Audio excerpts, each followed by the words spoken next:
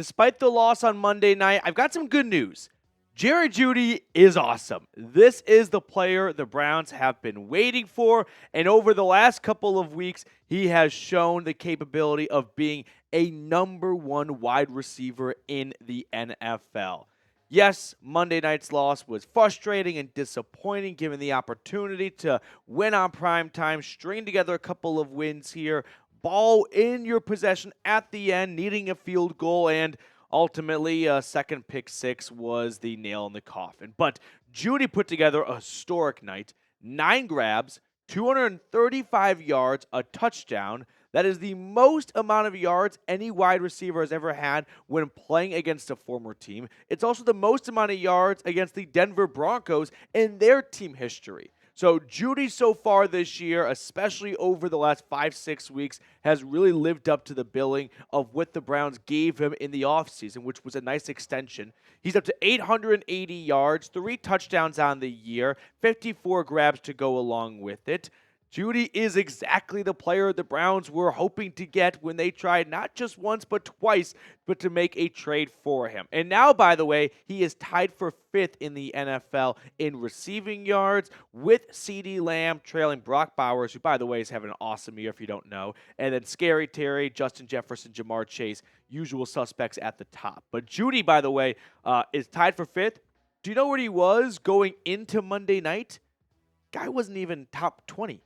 He jumped up that many spots with a 235-yard performance. But this is exactly why the Browns wanted Jerry Jeudy. They saw in him what the Broncos weren't getting out of him, which is a Biletnikoff winner and a top wide receiver at Alabama who's got incredible speed, and that was just never really unveiled in Denver. And Cleveland saw a plan in him. They saw a player that could be a number one wide receiver, so they pulled the trigger not only on a trade, but also rewarding him before he even takes a snap with this team with a nice 3-year extension because they were betting on themselves. They were betting on Jeudy to have a phenomenal year and to have future savings because you wouldn't be going up against a bunch of teams in free agency in an all-out bidding war for what could be one of the best free agents, period, on the market.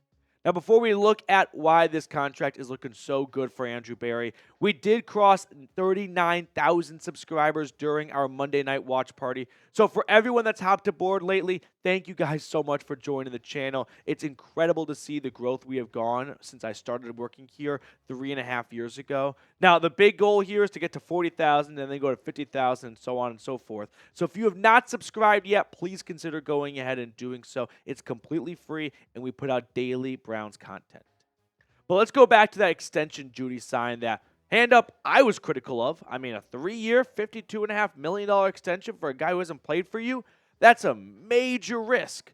And right now, it's looking like an all-time steal by Andrew Berry, who is not very popular with the Deshaun Watson fallout, and I completely get that, but he's definitely made some really good acquisitions outside of the Watson trade. I mean, Jerry Jeudy is on pace to be the 23rd highest paid wide receiver next year. He's going to be making less than Christian Kirk and Brandon Cooks, guys he's running circles around at the moment. So you've got the 23rd highest paid receiver as your number one wide receiver, and he's entering the prime of his career. I mean, look how he stacks up against some of the other receiver extensions from this past offseason. This is what Jerry Jeudy's agent would have argued for and gotten in free agency if the Browns didn't extend him and he had the year he is having right now. He would have looked at Nico Collins, Michael Pittman, and gone, yeah, I want $70 million just to start. I mean, that's where the conversation begins. Instead, Eric gets him at $18.5 million, $17.5 million cheaper than that, $52.5 over 3 years, and he's the youngest of the bunch. So Jeudy is looking like an incredible trade and then extension by the Browns. And I know after a loss, no one really wants to hear anything positive, and it's just doom and gloom. And I get that, but at the same time, like, we need to accept that this Browns team was never going to go anywhere once they fell to, 1 or 2-5, 2-7. Really, after the Eagles loss, was like, all right, it's time to wave the white flag. This season's going absolutely nowhere. Now, before we get on to the rest of today's video, because we still have some more ground to cover, like Jameis Winston, I want to know, is Jerry Jeudy going to be the number one wide receiver for this team next year? I think he will be. I don't think the Browns should feel the need to go out and use their first round pick on a wide receiver or make a big splash signing in free agency. Allocate those resources elsewhere. You've got a good start at the wide receiver room. Jerry Jeudy, Cedric Tillman. If you could bring back Elijah Moore the way he played yesterday, draft a rookie, and that's not a bad wide receiver room by any stretch. Now, next up on the show, I do want to share with you guys the updated NFL draft order because with another loss, the Browns are inching closer and closer to the top of the draft. But first, I got to give a big shout out to our friends over at Mando. Mando is a whole body deodorant safe to use anywhere on your body. Now, I walk to work most days like I did this morning, and it's about a 30-minute walk, which in the heat can cause me to work up quite a sweat. But even when it's cold outside with all those layers on, you can still get a good sweat going. But when I use Mando, I come into the office pit stain free and not smelling awful. It was created by a doctor who saw firsthand how normal BO was being misdiagnosed and mistreated. It is clinically proven to block odor all day and control odor for up to 72 hours. Mando is offering new customers $5 off their starter pack at shopmando.com with promo code CHAT.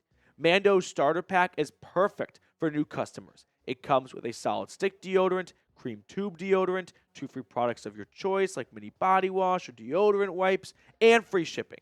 Now, luckily, I've got a discount code for everyone watching to get you guys hooked up on my favorite smelling whole body deodorant. New customers get $5 off a starter pack with our exclusive code CHAT. That equates to over 40% off your starter pack when you use code CHAT at shopmando.com. That's shopmando.com. I put all that information in the comments and description of today's video. So for you draft sickos out there, here's what the draft order looks like. The Browns, after Monday night, have the 8th overall pick.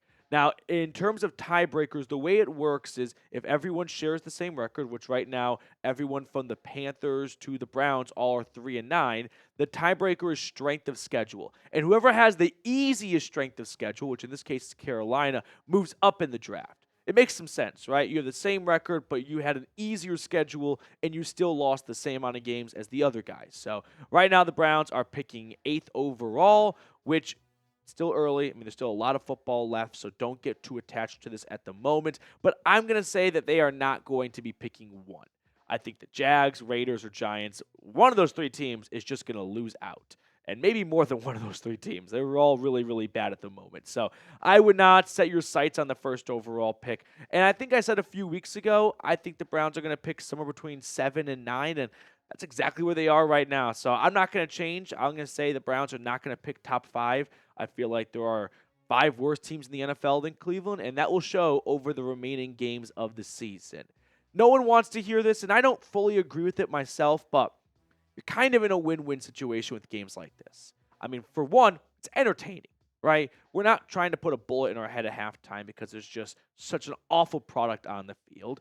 We saw some good offensive plays. We saw some good defensive plays. Like, everyone was not mad at the Browns for being on Monday night. And that's half the battle when your team stinks and it's like late in the year and you got to go to work the next day. People assign blame to you for the way your team played on Monday night as if you make the schedule. So you don't have to bear that with that performance on Monday night because all of America saw a really entertaining game. So you're kind of in a win-win where if the Browns win, awesome. I'm never going to be mad about winning. Because you know what? You can't tell me that losing over and over again is going to make a team any better when I keep seeing the Browns and the Jags and the Jets pick top 5 in the draft and never get out of picking in the top 5 of the draft. So I will always take wins, and the draft sounds like a guarantee, but it's never a guarantee. It's a crapshoot, okay? So that's one way it's a win. The other way it's a win is if you do believe in, hey, let's start losing because there's nothing to play for so we can get a better draft pick, well, here you go. You're getting closer and closer to the number 1 pick in the draft. Now, before we get on out of here, I do want to spend some time talking about Jameis Winston and what we saw from him on Monday night. On one hand, it was a record performance nearly, 497 yards, the second most on Monday night history, 4 touchdowns, really 6 touchdowns, 4 for the Browns, 2 for the Broncos, and then a bonus interception at the end of the game for a cherry on top of the Jameis Winston experience, who has now started 5 games for Cleveland and appeared in 10 altogether, but 1,700 yards, 11 touchdowns, 7 interceptions. Everyone's kind of getting maybe I'm just the only one getting tired of hearing it, but like the Jameis Winston experience, like, take the highs with the lows. And I mean, I've been preaching that. And here's my overall thought on what's becoming a little bit of a conversation, which is, hey, I know that was super cool and all, but 3 interceptions is unacceptable. And you're not wrong. And when people counter with Deshaun Watson wouldn't throw 3 picks and 2 pick sixes, I'm going to remind you, 1, he did throw a couple of pick sixes last year. But 2, yeah, Deshaun Watson, if he played that game, obviously would not have the identical stat line and probably wouldn't throw 3 interceptions. He also probably wouldn't throw 4 touchdowns. So you take the bad with the good here. Now, my big viewpoint on this, and this is what I really want you guys to take away from this video, is yes, Jameis Winston is exciting, it's entertaining, but if the Browns were competitive for a playoff spot right now, would you come away from Monday night being okay with that performance? Probably not, right? But because they're not on pace to make the playoffs, and because they're not in the playoff hunt, we walk away going, not so bad. We were entertained at least, right? We should have Jameis play every single primetime game so the whole country's always entertained. It's cool and it's acceptable when you're not going anywhere.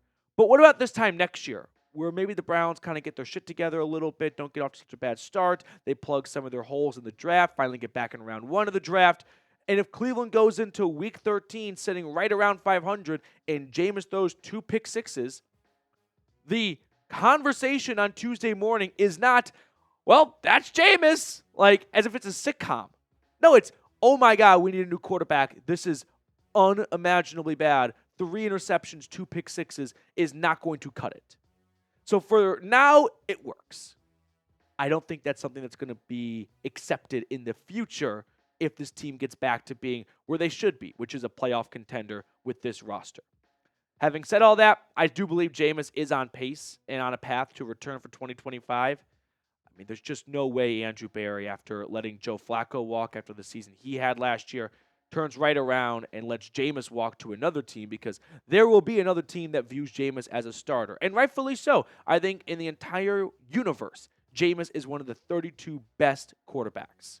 So some other team is going to find a home for him if the Browns don't. And looking at the remaining schedule for Cleveland right now, there's still 5 big games coming up, like 5 tough games. You know what I mean? Steelers, Chiefs, back-to-back teams in the playoff picture. Bengals, sure, they're not in the playoff picture, but they're not going to be, a gimme by any stretch. They beat the Browns last time. That game no longer on Thursday night, too. And then you've got the Dolphins. We'll see if that stays on Sunday night. And then the Ravens to close out the year. So of the 5 games remaining, 3 of them are in the playoff picture. 2 of them are not in the playoff picture, but they're not, picking top 5 in the draft. So we'll see how the next 5 games go, and those 5 games are going to be very large in determining Jameis' future with the Browns. But as long as he does not completely just fall off a cliff, and if he continues to play at the same level he's played since taking over as the starter, I think Jameis is going to be returning in 2025. Now, whether or not they draft a quarterback, the Browns can't even tell you if they're going to draft a quarterback because they don't know what pick they have. They don't really know what quarterbacks are going in what rounds. So don't get hung up too much on bring back Jameis, draft a QB. Bring back Jameis, and then once we know what pick the Browns have, we can have a much more reasonable conversation as to whether or not the Browns are going to draft or should draft a quarterback. Plus, we don't even know which quarterbacks are going to be entering the NFL draft. Like, that's just too far away to get too deep in right now. But who do you think should be the starter next year?